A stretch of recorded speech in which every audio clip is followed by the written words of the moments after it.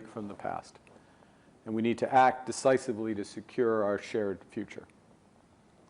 The good news is we have the capacity to build important elements of that new order, an order that encompasses our values, including respect for human rights, sustainable development, solidarity, sovereignty, and territorial integrity. And to make this practical, let me highlight 3 principles that would help achieve this goal. The first is to be clear that the requirements for sovereignty have evolved, and that means that we do need to as well. Right now, many countries are concluding that they must develop greater strategic autonomy. It's an understandable impulse, because when the rules no longer protect you, you must protect yourself. A country that can't feed itself, fuel itself, or defend itself has few options. But in the 21st century, the economic security and prosperity of countries extends far beyond food, conventional energy, and defense, as important and fundamental as these are. Today, sovereignty requires reliable access to space-based communications and semiconductors. It requires unhindered access to AI, digital sovereignty, critical minerals, payment systems, clean energy technologies, and vaccines. And because governments and businesses have long prioritized efficiency over resilience, we've all developed supply chains and trading relationships that create dependence on hegemons, in some cases hyperscalers, for essential determinants of our sovereignty. So our strategic imperative, Canada's strategic imperative, is to build sovereign capabilities and resilience in these critical sectors at home, first and foremost, but with trusted partners like Australia to ensure that integration is never again the source of our subordination. The second point I want to make is expanding on that last, which is to build true sovereignty. It can't be achieved in isolation. It requires diversification and partnership. Canada is focused on building a dense web of connections, ad hoc coalitions that work issue by issue with partners that share enough common ground on those issues to act together. In contrast, great powers can afford to go it alone. They have the market size, the military capacity to leverage to dictate terms. Middle powers like Canada do not. But when we only negotiate bilaterally with a hegemon, we negotiate from weakness. We accept what's offered. We compete with each other to be the most accommodating. And this isn't sovereignty, it's the performance of sovereignty. In a world of great power rivalry, countries like ours have a choice: compete with each other for favor or combine to create a third path with impact. This creates enormous opportunities for Canada and Australia to work together. At a minimum, to limit risk, but really, more fundamentally and positively, to build and increase prosperity and build our collective sovereignty. So for example, as this room knows, Canada, like Australia, has one of the largest critical mineral reserves in the world. We're both abundant in the minerals that are most in demand and most necessary for military and economic strength. We are building, and part of the point of this visit, not this part of the visit, but the broader visit, is to build out our critical minerals alliance with Australia, creating the largest mineral reserve held by trusted democratic nations. And let's give a few figures. Together, we produce more than a third of global lithium, a third of uranium, more than 40% of iron ore. We have a combined, between these two nations, right now, $25 billion war chest to fast-track projects. Globally, we're number 1 and number 2 as the most attractive mining jurisdictions in the world. I'll give another example under the control of the Minister of National Defence, Canada's Minister of National Defence. We've just launched our first ever defense industrial strategy. We will invest $500 billion into our defense, our broader defense ecosystem over the course of the next decade. Right now, I'm going to go off script. Right now, oh no, I will. It's too late now, I have to do it. Right now, when we spend on defense, capital on defense, 70 cents of those dollars goes to the United States. You can imagine that that doesn't make sense from a risk management perspective, and it doesn't make sense when you're substantially increasing your expenditure. So a key pillar of our strategy is to build at home, and to partner with like-minded allies such as Australia. We already have one great example, which is the Arctic over-the-horizon radar that we're jointly developing based on Australia's world-leading cutting-edge technology. But many more examples can follow. And given the changing nature of warfare, that means from AI to aerospace. The point is, the nations that invest in their own capabilities across strategic sectors and partner with like-minded allies will multiply their strength to form coalitions. And they become a more effective bloc to deter aggression, protect supply chains, and realize core economic interests. So that's why we're rapidly diversifying our partnerships. That's why we've signed 20 new economic and security agreements across 4 continents in the last 11 months. It's why we were the first non-EU country to join the Safe Defense Procurement Program in Europe. And it's why we're working with Australia to build a bridge between the Trans-Pacific Partnership, Mr. Malcolm, Croatian, build a bridge between the TPP and the European Union. We're successful, we'll create a new trading bloc of 1.5 billion people. Now, Australia understands well the value of coalitions. Your regional partnerships, including AUKUS and the Quad, our critical minerals alliance through the G7, which Australia is a part of, multiply Australia's power and overall effectiveness. My final point is that middle powers working together can not only build true sovereignty, we can also help, underscore help, shape the next global order. Australia and Canada can't compel like the great powers, but we can convene. We can set the agenda, shape the rules, and organize and build capacity through coalitions that deliver results at speed and global scale. Because we have 2 advantages. It's clearer every day. We have 2 advantages that the hegemons lack. The first is legitimacy, and the second is trust. Australia and Canada have built this up over a century. We respect our commitments. When we sign deals, we honor them. When we join multilateral efforts, we multiply their impact. Other countries know we mean what we say and value our partnership. Contrast, the hegemons can compel, but that comes with costs, both reputational and financial. Change through compulsion doesn't last. By contrast, using trust to convene like-minded nations working together creates lasting change and stronger new institutions and systems. Middle powers have more power than many realize. Europe, Australia, Canada, Japan, South Korea. This coalition has a GDP larger than the United States, 3 times the trade flows of China, the largest research and development spend in the world, 62 of the world's top 100 universities, and the largest source of cultural exports globally.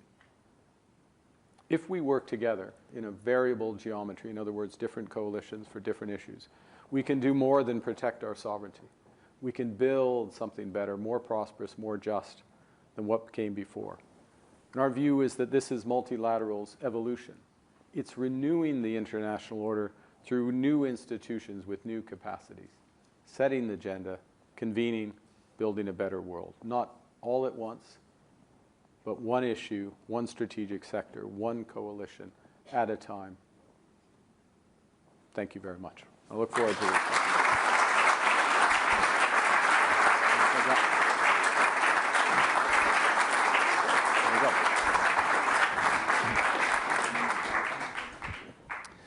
PM, thank you for those very thoughtful remarks. Thanks for agreeing to take my questions. I want to come to, I'd like to have a really broad-ranging conversation, talk about America, China, Europe, middle powers, but I do want to start with the Middle East as you did. As you said, the conflict has spread in the last few days to the Gulf states, to Lebanon, Iraq, Cyprus, and elsewhere.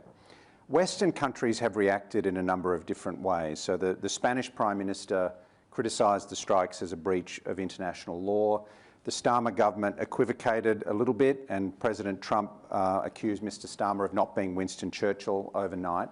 Both you and Prime Minister Albanese have expressed your support for the initial strikes, but it seems to me you've recalibrated slightly today, and you said we take this position with regret because the current conflict is another example of the failure of the international order. So do I understand the Canadian position is you would have preferred if negotiations and diplomatic processes had worked, but on balance, the necessity to prevent Iran from obtaining nuclear weapons outweighs any violence that's been done to the international order?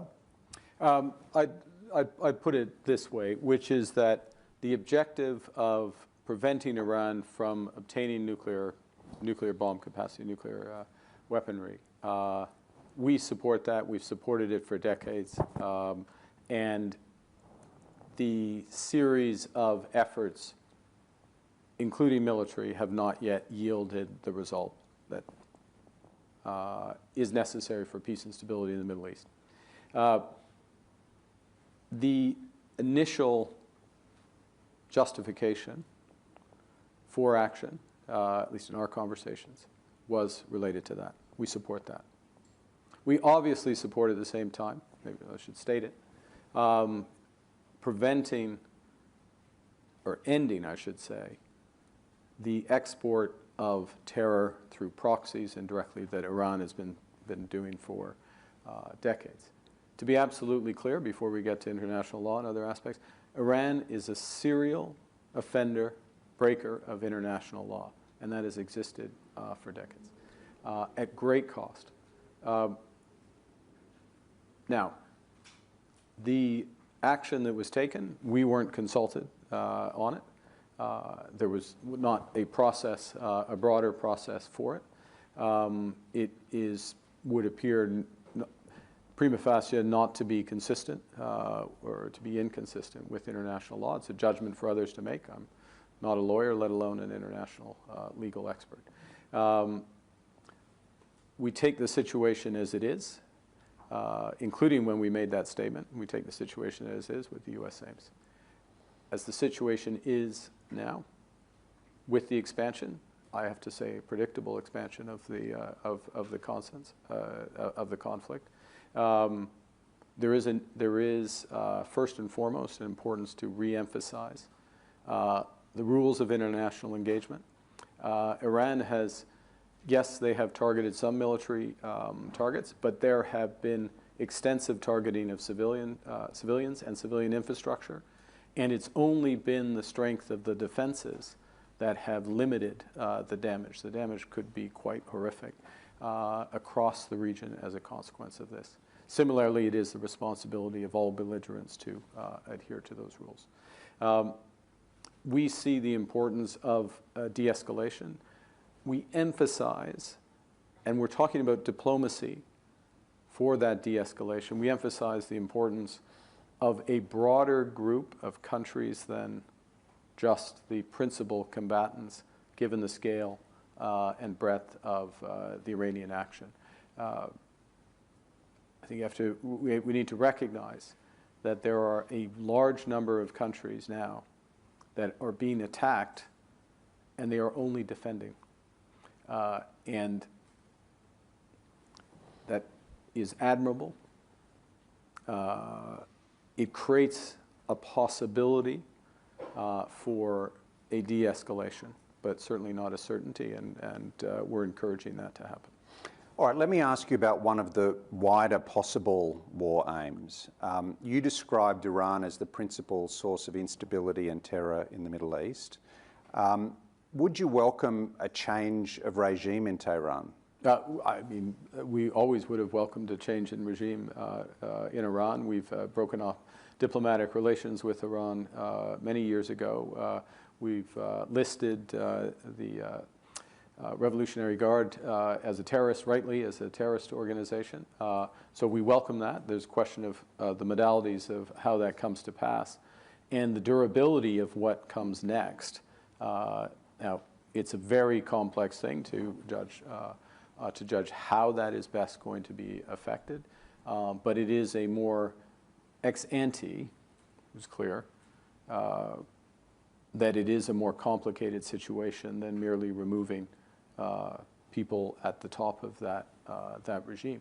You know, I was in a conversation 2 years ago, a little more than 2 years ago, in Davos, a public conversation, and I was asked what the biggest risk was to world peace, and my answer at the time, yes, the Ukraine war was going on, but it was Iran for exactly this issue, both in terms of their activities and the complexity of addressing, you know, regime changes. This is not you can't just order up regime change, and we're seeing that play out.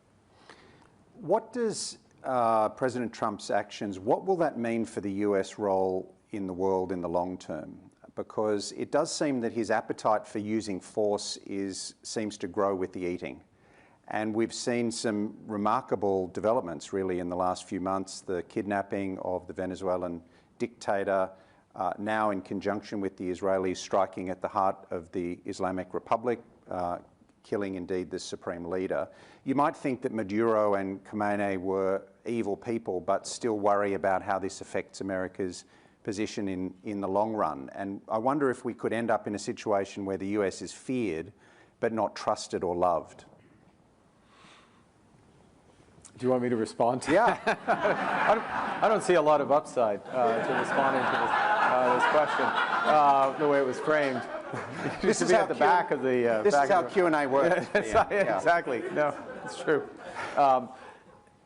This is an look. I'm going to make an adjacent point. And like adjacent, you know, it's all relative. It's way over here adjacent.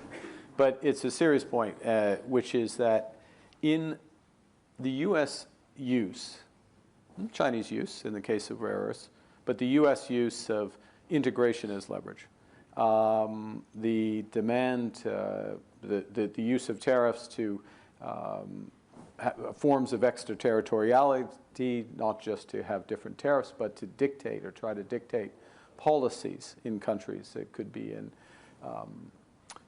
in social media, it could be in taxation, it could be cultural policy. I mean, we've seen examples of all this. It could be in terms of the current situation as we've seen in the last 24 hours with respect to certain European countries. It's a form, particularly the charging for access to the U.S. market, that form. It's monetizing their hegemony, said in other words, monetizing their current indispensable position in a variety of economic relationships, virtually all economic relationships. You can do that for a time, but you can't do that forever. Because the reaction, and we're seeing it start to play out, is people need to diversify. And also need to avoid becoming more tied into to a country, whether it's China in some cases or Europe, or sorry, the US, that will then potentially use that against you. So it's an analogy that makes it's an implicit response to your very pointed question. We have so many other topics to cover. No, thank you for that. That's somewhat adjacent answer. Look, I think this brings us to the themes of Davos. And I want to ask you about one line in your speech that really struck me. You said, "We know the old order is not coming back. We shouldn't mourn it. Nostalgia is not a strategy." And I just wonder about that, because I agree that nostalgia is not a strategy, but I wonder if we shouldn't mourn the old order.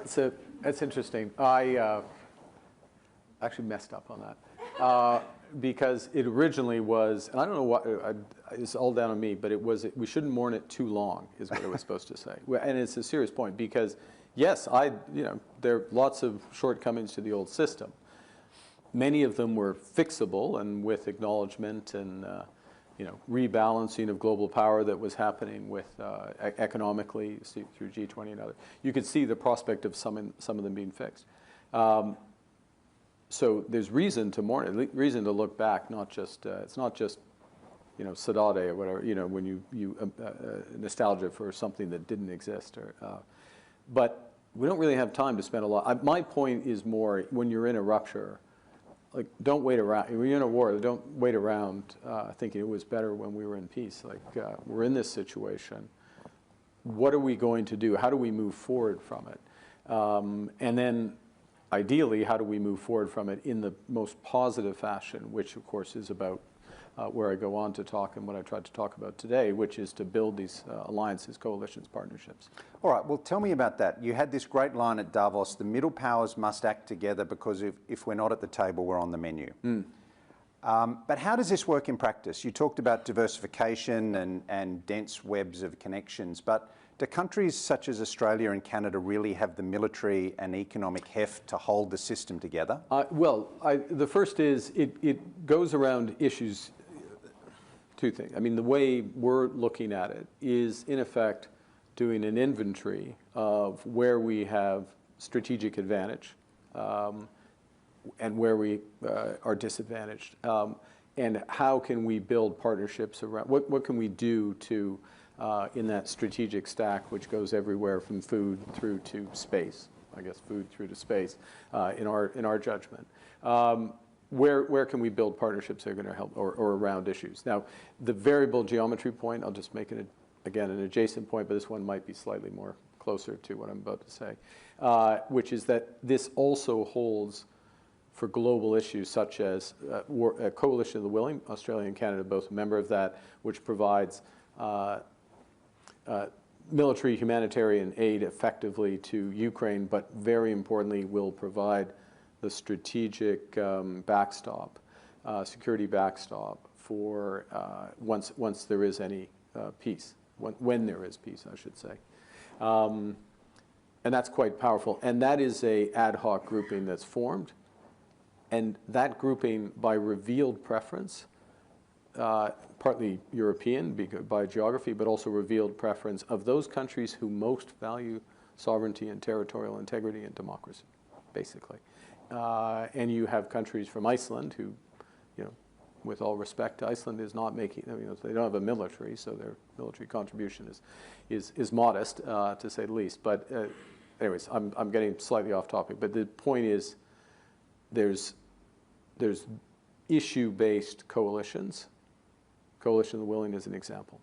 Then there are almost coalitions or partnerships of necessity for countries that are trying to increase their strategic autonomy.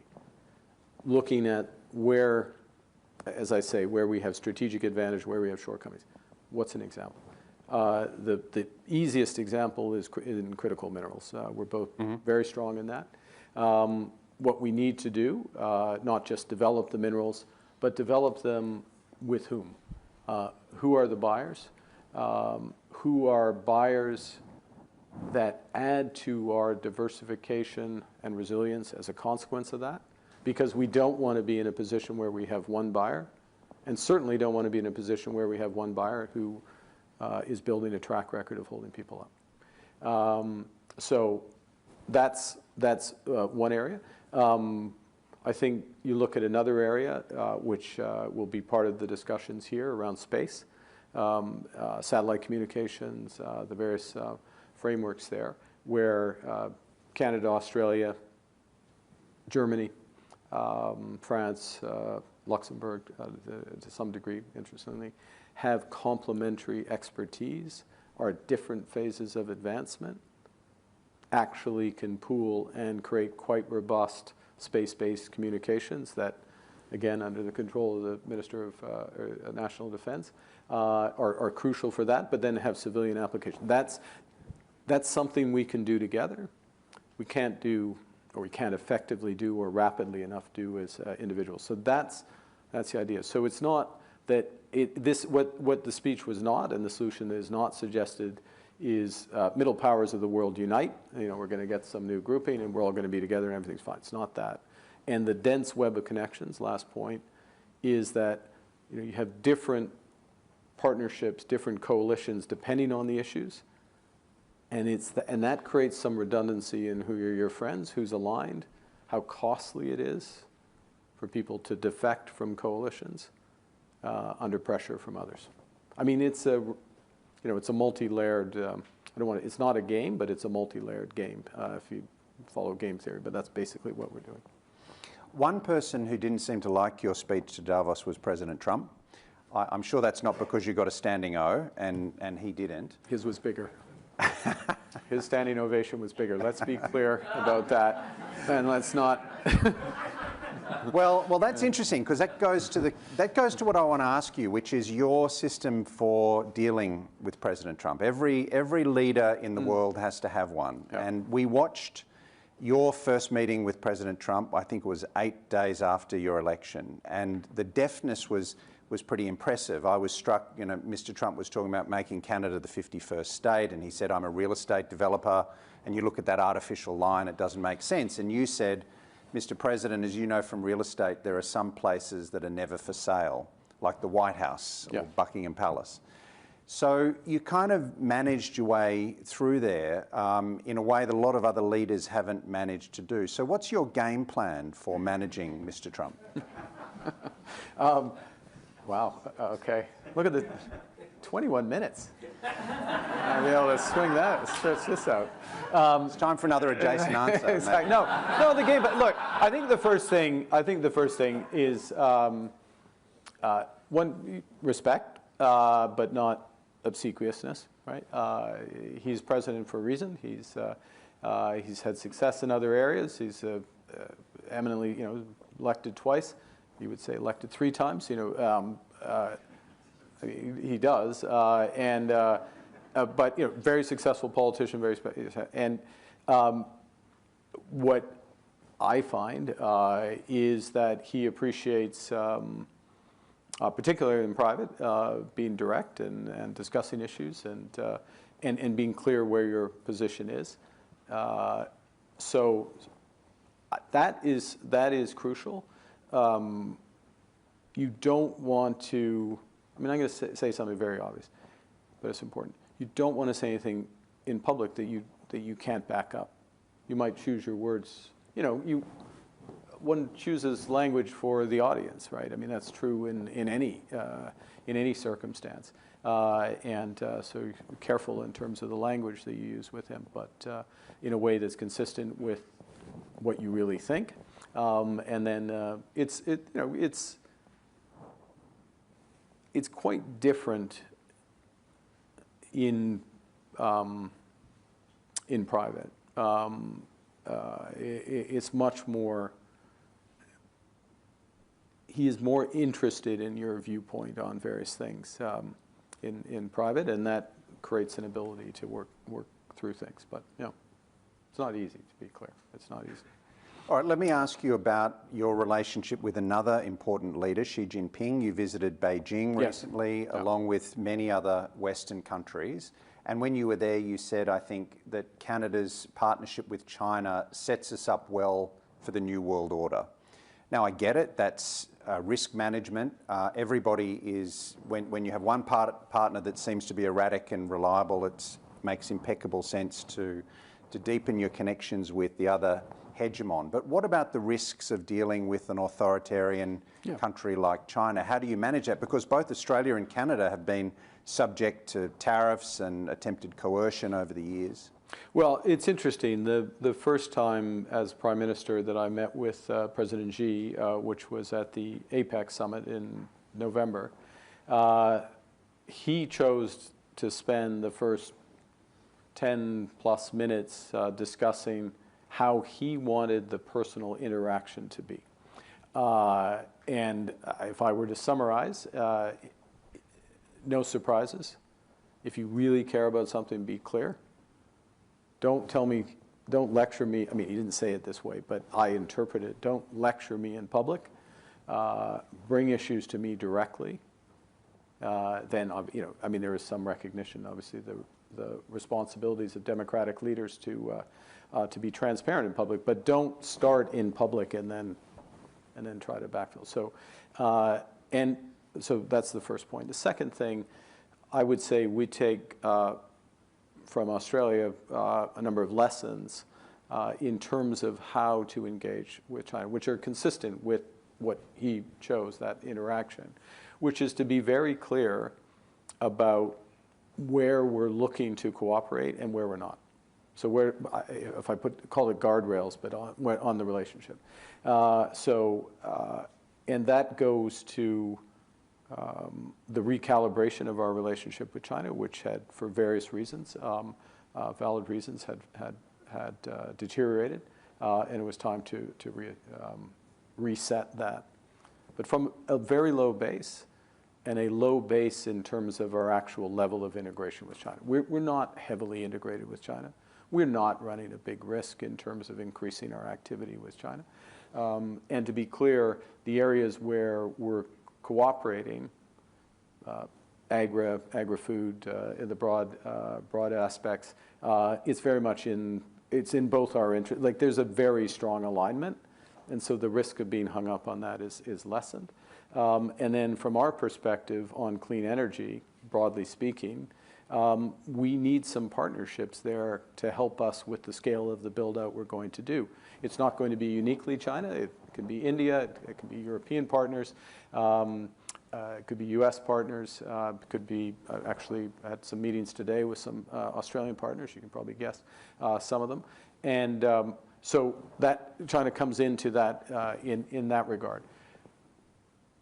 We will have, and now let me do a contrast if I could, which is obviously with Australia, we will talk to and about absolutely anything from intelligence, to other cooperation, defense cooperation in the deepest sense. Anything's on the table, and much we'll do. India would be somewhere in the middle, wider than China, but obviously nowhere near as deep as Australia. So there's certain aspects in aerospace where there's opportunities with India, which we wouldn't, with China.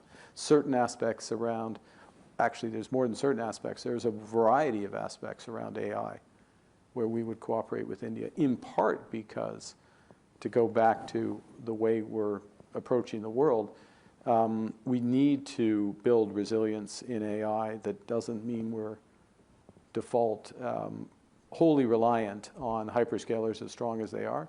And certainly not, we don't look for AI cooperation with China, but we wouldn't want to go to the other side. All right, let me ask you about India, as you've just mentioned it. You've just come from India. In the past, in the recent past, Canada's had a fraught relationship with India. You're looking to change the terms of it. Tell us a bit about Mr. Modi. He's another one of these big figures that is dominating international politics at the moment. You've just spent a couple of days with him. What was your assessment of him? Well, look, the guy's, he's unique, I would say. 25 years, I was telling Glenn Stevens this, 25 years, and he has not taken a day off, 25 years straight as either chief minister in Gujarat or prime minister, not one day off. Every weekend he is out, like you, Francois Philippe, every weekend he's out campaigning. He gets 250,000 people at his rallies. You get 25, but that's okay. That's good. That's good. And we're all, it's pas mal. It's pas mal du tout. But, so first off is just the level of the work that's there. Second thing, he gave me a hack that everyone follow this up, which is, again, just on a personal level, the impressions, which is he's a person who is very, and I've known this from before, but it's interesting just the interaction over time, very focused on delivery, I'll call it to the rural household, but, to, we would say in Canada, Monsieur, Madame, tout le monde, the person on the street sort of thing. So a huge motivation for the financial reform transformations, the payment systems transformation, UPI and other things, was to get money directly, as you know, directly to individuals without leakage, shall we say, in the system in real time, and to bring people, hundreds of millions of people into the formal economy. And he's very focused on that aspect of delivery. So here he's, up at this global level, operating, India rising, challenges, but much positive, but a leader who keeps bringing it back down to that level. So there's much to see there. He didn't say this, but I could see him saying this, and any Indian leader saying that, talking about the hegemons using their authority, the rules-based order, all that stuff, the sort of thesis that I've been outlining, their attitude would be, well, what took you so long to figure that out? We've been non-aligned since regaining independence in 1947. And so it's, in that regard, we found, colleagues were there, the discussions around the areas where we could cooperate in a collaborative way and why that was in both of our, not just economic issue, but strategic interests. Straightforward, absolutely not preaching to the converted, but just aligned in the thinking around it and creating a huge element. Last point, if I may, because you started on the nature of the relationship and the very real challenges that we've had. There is an issue with a number of countries that affect our countries said different, and there are different aspects of this: foreign interference, transnational repression, cross-border security issues. We are much more aggressive on the, much more cognizant of these issues, much more aggressive on these issues. And the way we look at it is our approach is vigilance and engagement. And vigilance is having the right laws, having the law enforcement, monitoring for this, addressing it, calling it out, addressing issues when they come up, protecting Canadians in our case. But at the same time, having engagement with these countries so that we can have the security dialogue, so we can go directly to the individual, so we can call things out and start to address them, because vigilance alone isn't going to be enough. And so we're moving, we've made a lot of progress in the last 11 months with India, both economically, but also in the broader security relationship. More to be done, without question. Another leader you've had a lot to do with is President Macron of France. Yes. You will have seen he gave a speech this week where he revised France's nuclear doctrine. And in his speech, he said, to be free, you have to be feared. To be feared, you have to be strong. Do you agree with that? Do you think that in this world that countries like Canada and Australia need to beef up their defence expenditure, make their militaries more lethal? Well, so that aspect, the way you ended the question, yes, is the short answer. And we're doing it. And just to put some numbers on it, we will double our defense expenditure starting from start of last year to the end of this decade. So literally double in dollar terms. We will, overall, we will get to, as per the NATO definition, 5% of GDP by 2035. I'll be clear that, and this is a relevant point for cooperation, there's a 1.5% of that 5%, percentage points of the 5%, is so-called dual use. So it can be an AI, cyber, other resilience-related dual use ports, things like that. And we need to do that. Look, we have a NATO commitment. We've made that commitment. We'll move towards it. We're not going to spend money on defense just to spend money on defense. The issue, the challenge is for us, or the reality is a better way to put it, is that we had a long period where our geography and candidly, and this is a challenge that President Trump has put, and he's right about it, where we had both because of geography and reliance on the U.S. Had underinvested in defense. And so now we're catching up to that and supplanting that and making decisions around that. Do I think we need to be feared?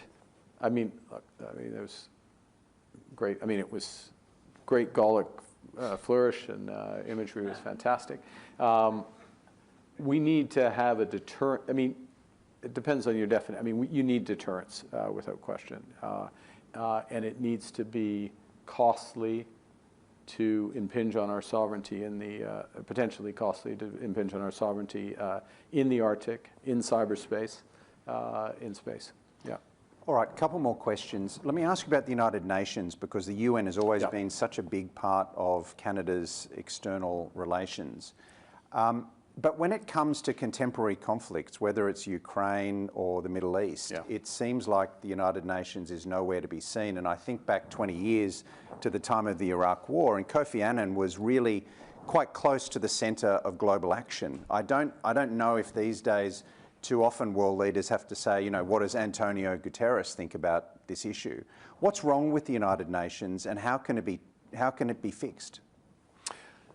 It's a deep question, and just to give you a sense of how closely we hold the United Nations in our, not affection, but in our thinking. Literally my chief of staff was our permanent representative. I guess you weren't that permanent representative at the United Nations. We did a great job. So we think about these issues a lot. That's the first thing I want to say. And I'm going to say a few things. One is that. Secondly, everything we're doing or looking to do on variable geometry, these coalitions around issues, we do not view these as substitutes for the United Nations. We view these as necessary responses to immediate issues. We think that the extent to which these succeed, they can, the modalities and the solutions can be, would be pulled up to it depends on the issue, but United Nations or the Bretton Woods institutions if it's something financial, or at a COP level either. So it's important to really emphasize that, and I'll give you a precise example and come back to UN. The bridge we're trying to build with Australia between CPTPP and the EU, I mentioned it, that's effectively going to be under WTO. It's going to be a modernization of WTO rules, which proves the model, or at least we think will prove the model, and as if and when WTO is, and I saw Ngozi's picture on the way in, so full respect to her, but as all powers engage with the WTO is the right way to do it, then that can be, those solutions can be pulled up. What's wrong with the UN? Part of, some of the issues are very obvious, which is the representation of the Security Council, which doesn't reflect today's reality. That extends to the Bretton Woods institutions, so it's obviously incredibly difficult to change, but it's necessary to change. It is necessary to change, and I know Australia is looking for, in its rotation, 29-30, I think would be the year where you could be on the Security Council, and I think that would be an important component of your thinking. Obviously, leave to the government in terms of the priority. We'd very much welcome your presence there. It's almost another session to go through all the elements. We've got another hour. We've got another hour, but it's also, once you start breaking rules, it's learned behavior, and the fact that we're having these conflicts without even the thought of recourse to the United Nations is deeply troubling.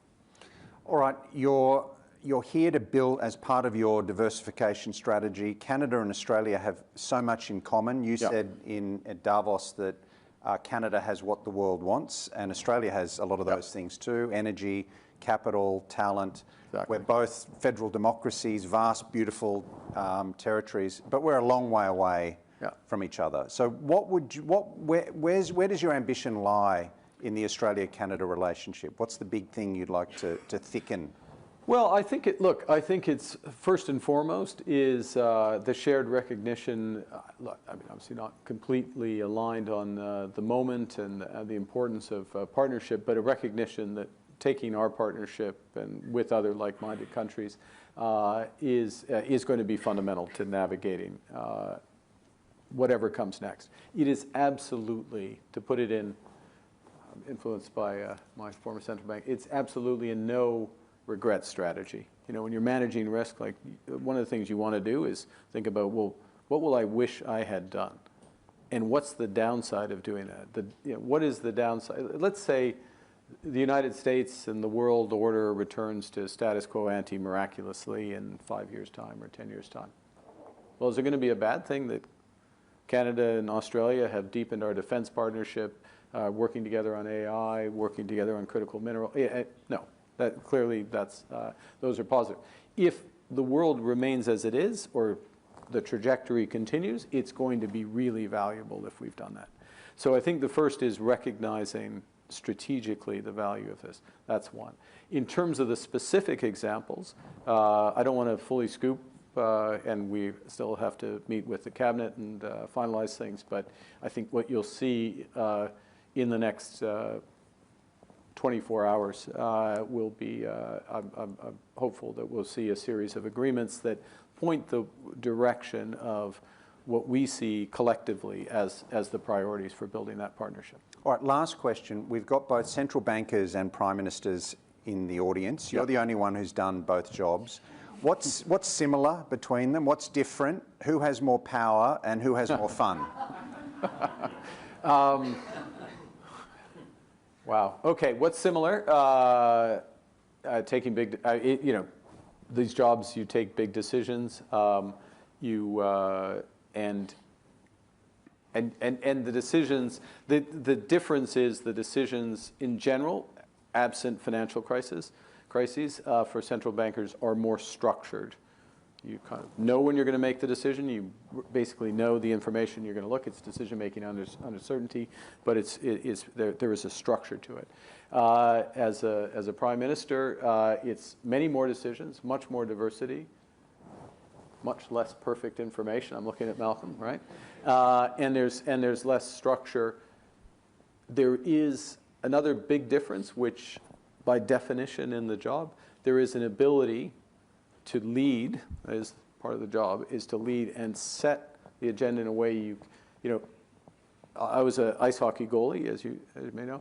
So you're in an ice hockey goal, you're reacting to what's going on. You're more the center forward. You're more the center forward, the center to keep my hockey analogy. I should be doing Aussie rules football and yeah, exactly, a cricket. How's it going, by the way, in the T20? Good, good. Yeah, looking forward to playing you. Okay, we've been sandbagging the whole way. We're going to really surprise you. But that's the job and the ability to lead and help to set the agenda and catalyze this. And who has more fun?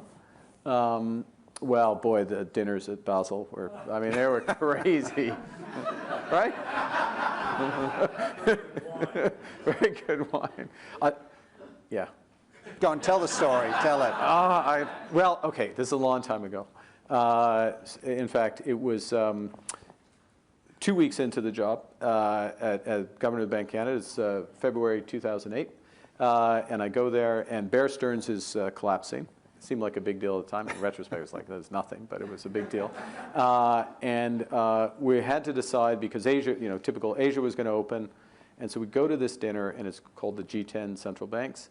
So it's the core group of central banks, and Jean-Claude Trichet is the chair. We show up, and we have an hour and a half to make a decision about flooding the system with liquidity or shutting certain things down, et cetera.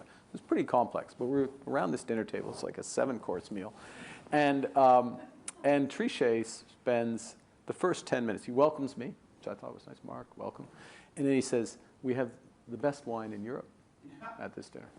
And since it's the best wine in Europe, it's the best wine in the world. And then he goes through the wines. He describes all the wines, tick, tick, tick. And he's like, well, have this one, but, the Pinot Gris. And I'm like, fuck. And then he finishes it, and he says, okay, listen, we have an hour. And he says, okay, we have to decide, because the politicians are useless, basically, as he says. And if we don't decide here, all is lost.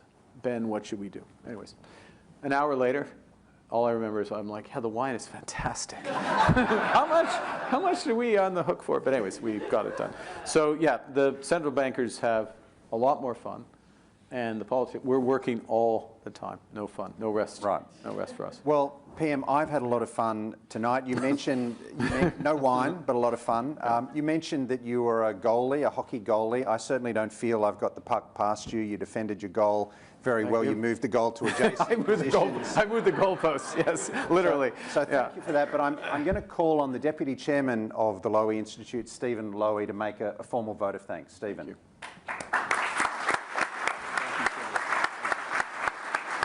Very good. Very well done. Thank you, Michael. I didn't realise there'd be such humour in the room before I was about to get up here. But on behalf of, first of all, I'd like to thank all the audience in the room. And there's a very big audience on TV and also on the webcast. Prime Minister, on behalf of my father, the chairman of the Lowy Institute, as well as the board, many who are in this room this evening, I really want to thank you for your address and your comments with Michael. As you said in your opening remarks, we have had many world leaders come through the doors of the Institute over the more than past 20 years. But it's really a privilege and a red letter day to have a leader with your stature join us tonight, together with your wife, Madam Prime Minister, and your colleagues. You mentioned that it's an honour for you to be here, but really the honour is ours. This is your only speech, I understand, outside of the formal speech, I think, in Parliament tomorrow. And it's a huge privilege for us to have you with us. You have a clear analysis, a clear understanding, and you share that with us. But you also do that with such seriousness and also with a mix of such humour. And it's so appreciated to see how relaxed you are to discuss such serious topics from the Middle East, the obvious issues we're all facing right now, to the US, to China, to India, to the UN, to the grappling with the issues of middle powers, AI, and all the challenges that we face. But of course, Australia and Canada enjoys a deep friendship and a common value system. And it's an incredible privilege to have you with us. At the Institute, we really exist for three purposes. That is to contribute to the debate on foreign policy. We exist to project our voices to the world. And I'm very proud to say that we have millions and millions of visits to our research and our website and our podcasts, and over 70% of that comes from overseas. And that to us is a mark of the impact of Australia on foreign policy thinking around the world, particularly in our region. And of course, we exist to inform. And I think tonight, anybody that's been exposed to your speech and your presentation with Michael would feel much richer for it and have a much better understanding of dealing with the immense complexity, particularly geopolitical complexity that we're dealing with today. You have the knack of defining it and explaining it in such a simple way that we can understand it. And these are very complex issues. And clearly you have a deep understanding, a deep intellect, and you seem to be, in an Australian sense, a great bloke. And we appreciate that very much, and we appreciate you and your colleagues. You've also come here for business, and you've brought with you the Canadian pension industry. At our previous business at Westfield, we had a very deep relationship with CPPIB. In fact, we had an $8 billion portfolio of shopping centres together in the US and the UK, and we understand the impact of how two great countries with great pension plans, the impact that they can make on productivity and on business. And it's great that you are part of your reason for the visit is that our two the pension industries in our two great countries can work together. So I think that's a marvellous outcome, and good luck with that, and good luck with the rest of your visit in Canberra. And again, we appreciate this very much. I will ask everybody to please stay in your seats until the Prime Minister and the official party. I've been asked to say this. If you want to mingle, it's up to you, because I can see that you often go off script. Yeah. But I will leave it to you. Okay. And again, just with huge appreciation, we wish you a great rest of your trip, and thank you for being with us. Thank you very much.